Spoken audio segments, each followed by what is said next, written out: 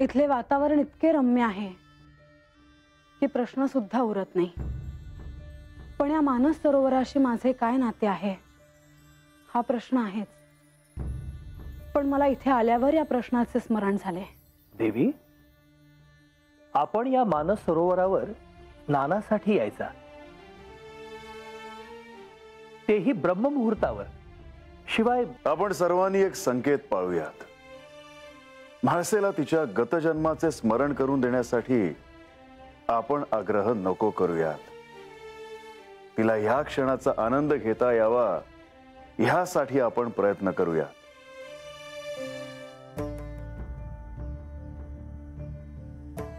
मला एक प्रश्न पडला आहे। श्री विष्णू आणि श्री महालक्ष्मी का आले नाहीत? मी, श्री ब्रह्मदेव आणि श्री विष्णू हे आपापल्या स्थानावर राहून आशीर्वाद देत असतात आणि सूर्योदयानंतर घडणाऱ्या शुभ घटनांसाठी आशीर्वाद देत असतात। पण देवी, आपल्याला गंगा देवींचे दर्शन घडू शकेल। कोणत्याही क्षणी गंगा देवी इथे येतील। पण मी त्यांना कसे ओळखणार? मी सांगेन ना देवी। आपला आणि त्यांचा संवाद झाला, आपली आणि त्यांची भेट झाली तर तो सोहळा अत्यंत दुर्मिळ असा असेल। ब्राह्ममुहूर्ताची वेळ महत्वाची आहे। आपण पवित्र स्नान करावे।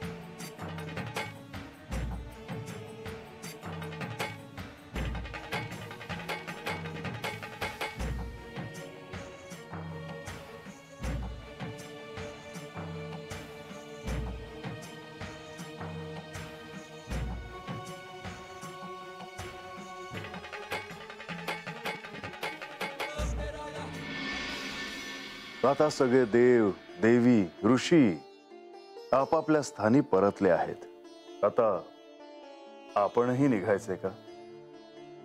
पण माझी आणि गंगेची भेट झाली नाही। हो, तुला तिला भेटायचंच आहे का? अर्थात मला आवडेल तिला पाहायला।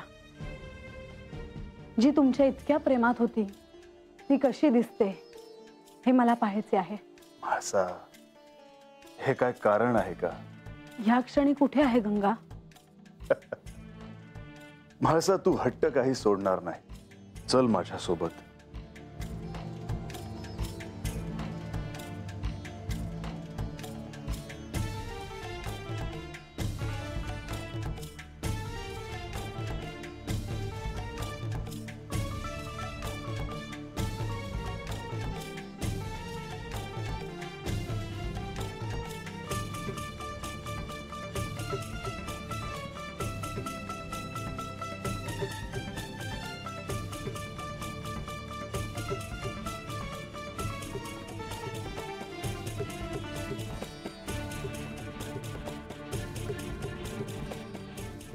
जे घडावं अशी इच्छा होती ते साध्य झालं नाही।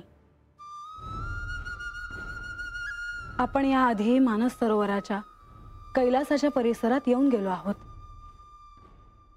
ते क्षण मला अजूनही आठवतायत।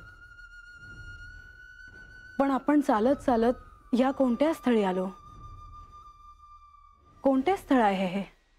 म्हाळसा, हे स्थळ म्हणजे गंगावतरण. गंगावतरण? होय म्हाळसा. मी समजले नाही. म्हणजे? ह्या ठिकाणी गंगा पुन्हा पृथ्वीवर अवतरली होती. मला त्यांना भेटता येईल?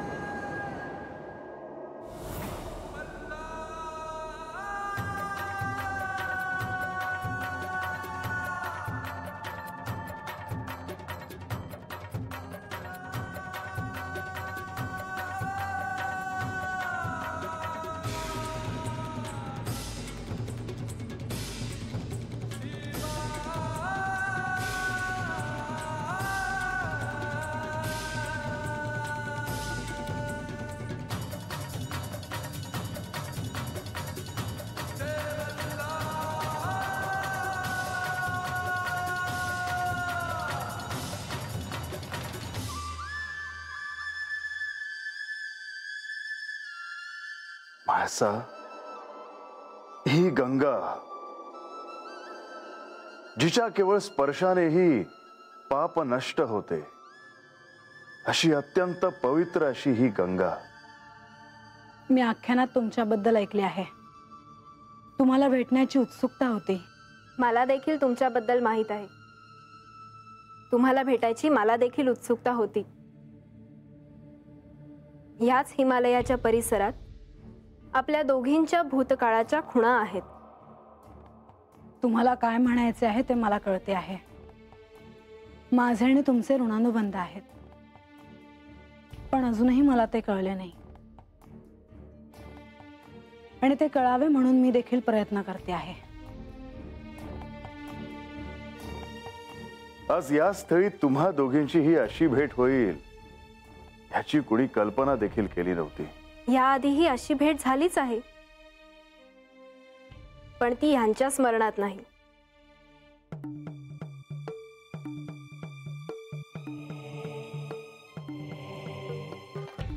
मला त्याबद्दल अजून जाणून घ्यायचे आहे, माझ्या गतजन्माबद्दल. क्षमा असावी. तुम्हाला जे हवं आहे ते मी सांगू शकत नाही, कारण या कृतयुगातील शिवलीलेत मी हस्तक्षेप करू शकत नाही. म्हाळसा, तुझे मानस सरोवरावर येण्याचे प्रयोजन मला कळले आहे. हो, पण मला काही लाभ होणार नाही असे दिसते आहे. असे होणार नाही.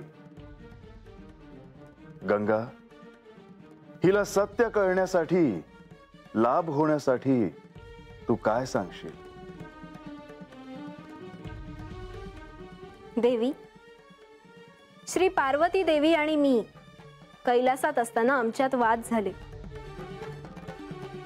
ती कथा आख्यानात पुढे येईलच. आपण ती ध्यानपूर्वक ऐकावी.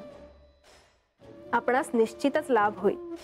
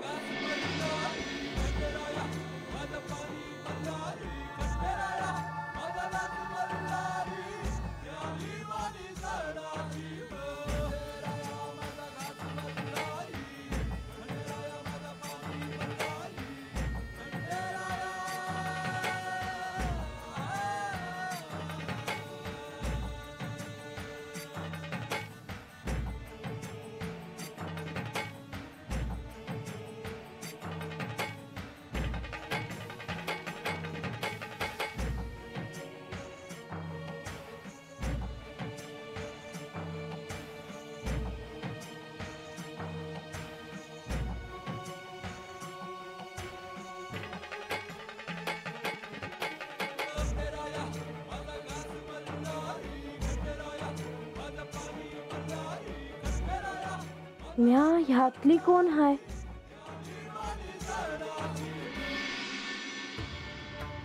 म्हाळसा, ब्राह्ममुहूर्त होऊन गेलाय.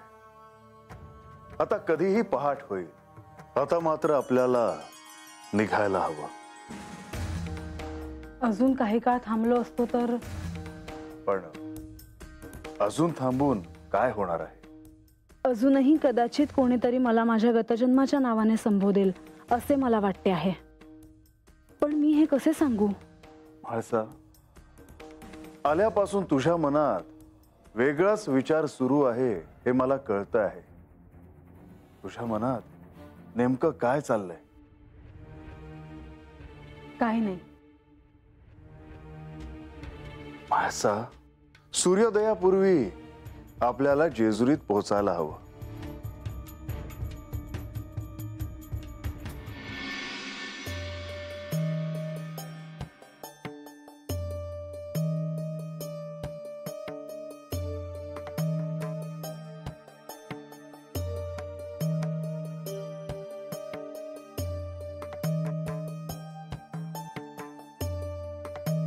आपण मानस सरोवरावर जाऊन आलो. मला सत्य कळावं, काही संकेत मिळावे म्हणून मी तुम्हाला तिकडे जाऊ असं म्हणाले. आणि गंगादेवींशी भेट झाली.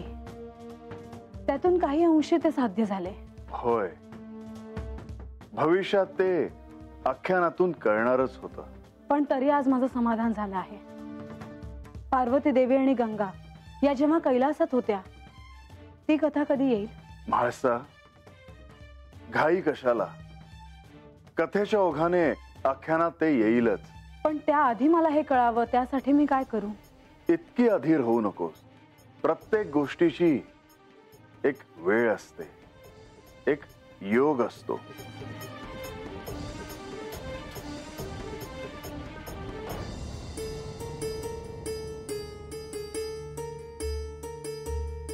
एक गोष्ट तुम्हाला जाणवली का?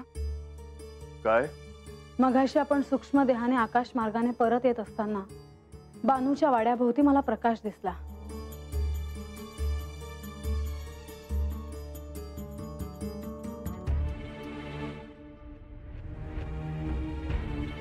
त्याबद्दल तुम्हाला काहीच ठाऊक नाही असे होऊ शकत नाही.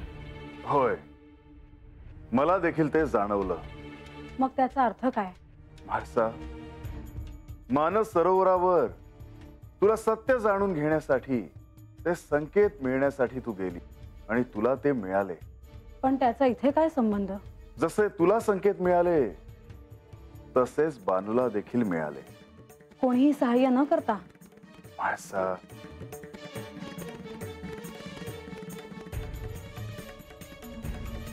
आता ही शंका कशाला?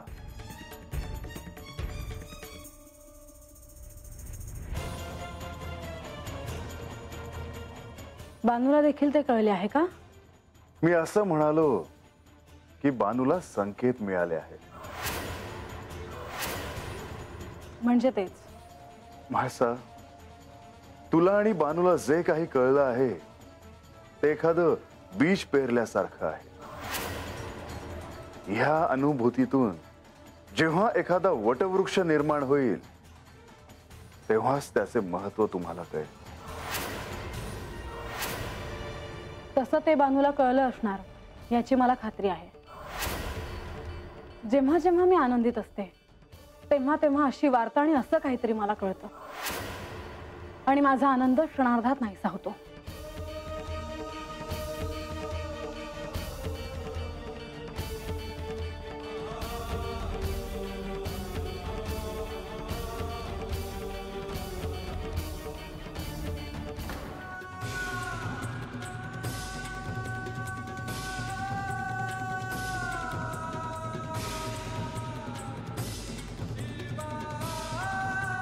देवा, आपण आल्याचं ध्यानात आलं. होय, म्हाळसे बरोबर मी सूक्ष्म देहाने मानस सरोवरावर गेलो होतो. तिला तिच्या गतजन्माचे स्मरण होण्यासाठी काही संकेत मिळावेत असं मला वाटत होतं. हो, कळालं मला देवा.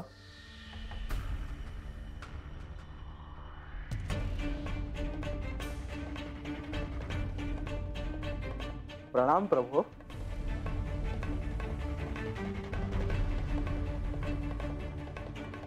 देवा, श्री म्हाळसा देवींच्या मनात ही इच्छा कशी झाली याचं कारण आपणास ठाऊक आहे का? नंदी, क्षमा असावी देवा, परंतु श्री म्हाळसा देवींनी त्यांना सत्य कळण्यासाठी काही संकेत मिळतील का असं मला विचारलं, तेव्हा मला त्यांना नाही म्हणता नाही आलं.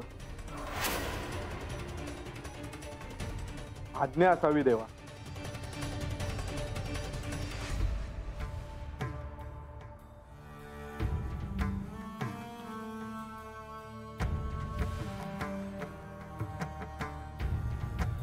पण देवा, त्यांना तसे काही संकेत मिळाले का?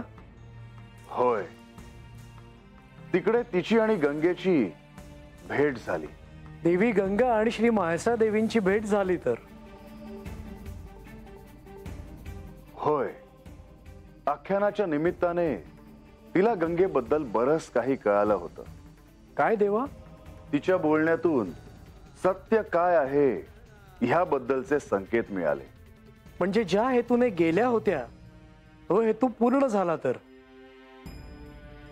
देवा, इकडे जेजुरीतही बाणाईला काही संकेत मिळण्याची शक्यता निर्माण झाली आहे. तेही मला जाणवलं, पण बानूच्या मनात निर्माण झालेल्या प्रश्नांचे निरसन मात्र करावंच लागेल. पण उघडपणे तिला सहाय्य करता येणार नाही. प्रधानजी, मला असं वाटतं की हे कार्य नारद मुनींनी पूर्णत्वाला न्यावं.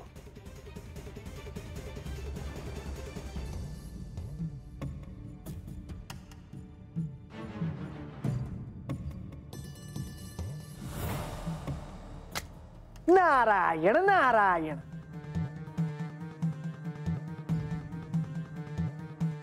प्रणाम देवा. प्रणाम प्रभो.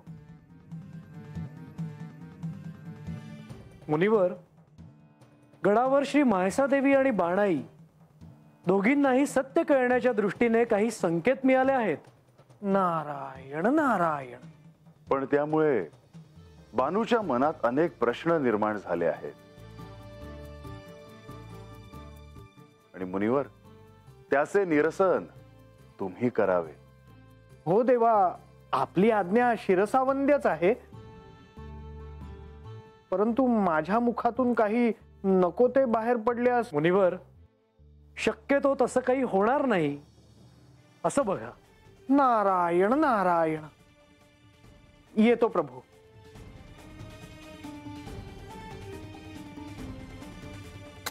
नारायण नारायण.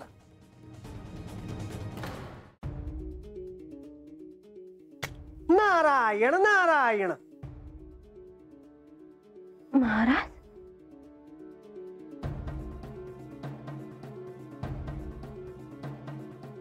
या जी.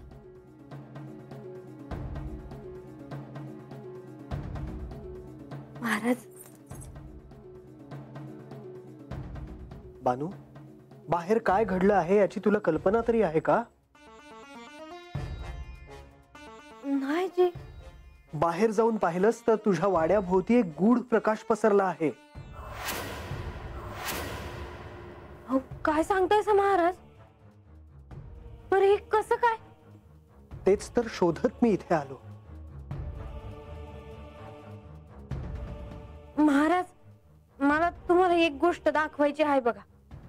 या जी.